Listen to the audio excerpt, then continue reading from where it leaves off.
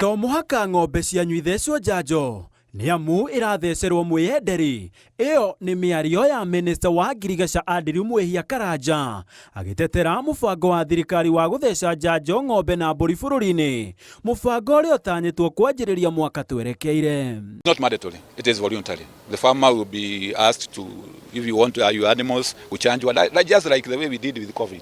If you want to be kuchanjwa, hakuna mtu anakulazimisha, hapana. Karanja ugĩte njanjo ĩno yũkĩte kũguna arĩmi kuona ĩna ũhoti wa kũrigĩrĩria mĩrimũ, oro hamwe na kũgacĩrithia nyama ya mahiũ nĩguo kuona thoko wayo nja wa bũrũri, na igũrũ wa ũguo akiuga gũtirĩ ũndũ mũhithĩrĩre harĩ ũkinyanĩria wa njanjo ĩno. Nothing sinister about what the government is doing. This has been happening all the time. We are also using local vaccines manufactured here in Kenya. Ũkĩte o rĩrĩa atongoria tũgĩru matongoretio nĩ President William Ruto makoretwo mũhari-inĩ wa mbere gũtetera njanjo ĩno, rĩmwe ona makĩhũthĩra ciugo nditũ nĩguo kũng'ethanĩra na arĩa makoretwo magĩbinga mũbango ũyũ. It's not dangerous to vaccinate human beings. How is it dangerous to vaccinate animals?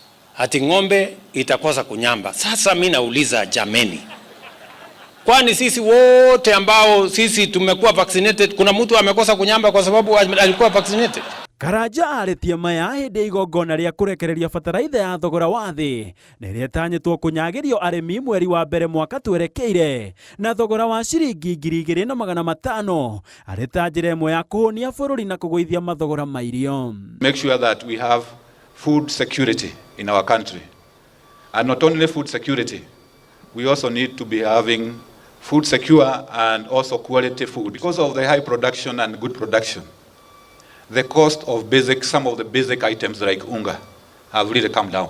Ndereti ya njanjo kũrĩ mahiũ ĩrehete ware mwarĩ guothe bũrũri-inĩ, gũkũ namba nene ya arĩmi ĩkĩregana nayo. Kĩũria kĩnene arĩ nĩkĩ thirikari ĩratheng'ereria arĩmi njanjo.